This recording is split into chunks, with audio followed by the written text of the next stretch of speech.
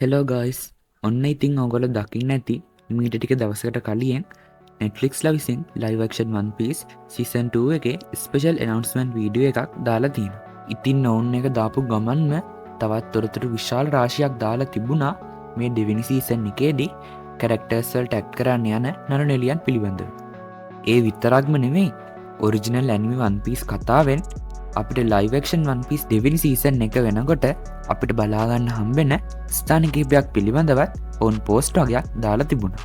ඉතින් අද මං හිතුවා One Piece දෙවෙනි සීසන් එකේදී අපිට පෙන්වන්න යන චරිත ගැන සහ මේ සීසන් එකේදී අපිට පෙන්වන්න යන ස්ථාන කිහිපයක් ගැන විස්තර කිහිපයක් ඕගොල්ලොත් එක්ක මේ වීඩියෝ එකෙන් කතා කරන්න. එහෙනම් ඉතින් වැඩි කතා නැතිව දැන් අපි යමු අපේ වීඩියෝ එකට.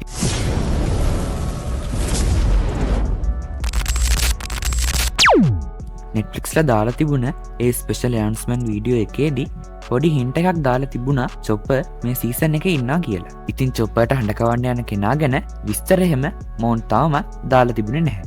ඔන්න මේගොල්ලෝ ඊට පස්සේ ඉස්සල්ලාම දාලා තිබ්බේ අපේ කැප්ටන් ස්මෝක්ට ඇඩ් කරන්න යන නළුවා ගැනයි.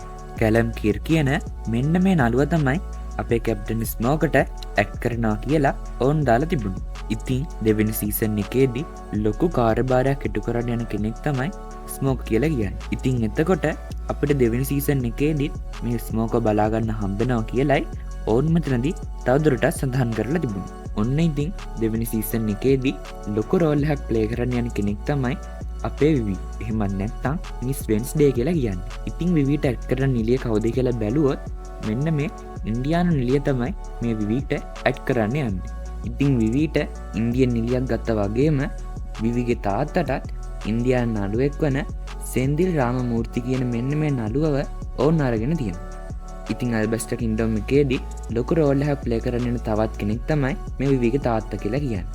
ඔන්න ඉතින් අල්බස්ටර් කින්ග්ඩම් එකේදීම හඳුන්වා දෙන තවත් එක් චරිතයක් තමයි ක්‍රොකොඩයිල් කියලා කියන්නේ. ඉතින් ලූෆිට ඉස්සරහට හම්බෙන සුපිරිම විලන් කෙනෙක් තමයි මේ ක්‍රොකොඩයිල් කියලා කියන්නේ. ඉතින් මෙන්න මේ නළුවා තමයි අපේ ක්‍රොකොඩයිල්ට One Piece live action දෙවෙනි සීසන් එකේදී ඇඩ් කරන්න යන්නේ කියලා ඔවුන් දාලා තිබුණා. අලබස්ටර් කින්ග්ඩම් එකේදීම තවත් හඳුන්වා දෙන විශේෂ චරිතයක් තමයි නිකෝ රොබින් කියලා කියන්නේ. ක්‍රොකොඩයිල්ගේ පැත්තේ ඉන්න ක්‍රොකොඩයිල්ට උදව් කරගෙන ඉන්න නෑගේ නම නිකෝ රොබින්. ඉතින් දෙවෙනි සීසන් එකේදී ලොකු රෝල් එකක් ප්ලේ කරන කෙනෙක් තමයි නිකෝ රොබින් කියලා කියන්නේ.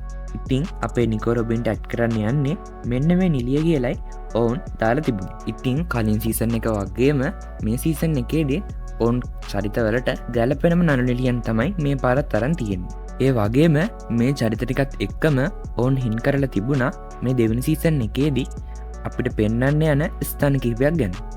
ඉස්සල්ලාම ඔවුන් දාලා තිබුණේ අපේ මේ චොපයින් අයිලන්ඩ් එක වන ඩ්‍රම් අයිලන්ඩ් එක මේ සීසන් එකේදී පෙන්වන්න යනවා කියලා.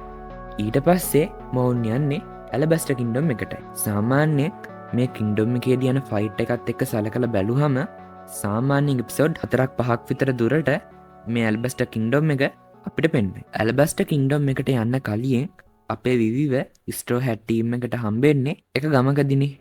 ඉතින් ඒ ගමේදී වෙන සීන් ටිකත් මේ සීසන් එකේදී අපිට සමහර විට පෙන්වයි. ඉතින් මේ ටික තමයි ලයිව් ඇක්ෂන් One Piece දෙවෙනි සීසන් එක පිළිබඳ අලුත් තොරතුරු ටික. ඉතින් මං හිතනවා One Piece රසිකයෙක් වෙන ඔයාට මේ වීඩියෝ එක ඉන්ටරෙස්ටිං වීඩියෝ එකක් වෙන්න ඇති කියලා. ඒ වගේම ඔයාලට මං වෙනද වගේ මතක් කරනවා මගේ YouTube channel එක subscribe කරලා bell icon එක click කරලා තියාගන්න කියලා. එහෙනම් ඔයාලා හැමෝටම සුබම සුබ දවසක්.